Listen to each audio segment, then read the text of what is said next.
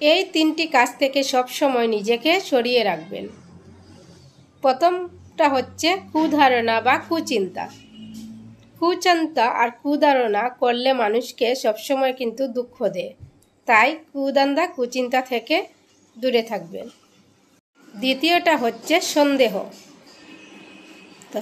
কখনো কোনো জিনিসের প্রতি সন্দেহ করবেন না, কারণ এই সন্দেহ এমন একটা জিনিস, সন্দেহ মানুষকে সবসময় ধ্বংস করে, তাই ভুলেও সন্দেহ জিনিসটা করবেন না।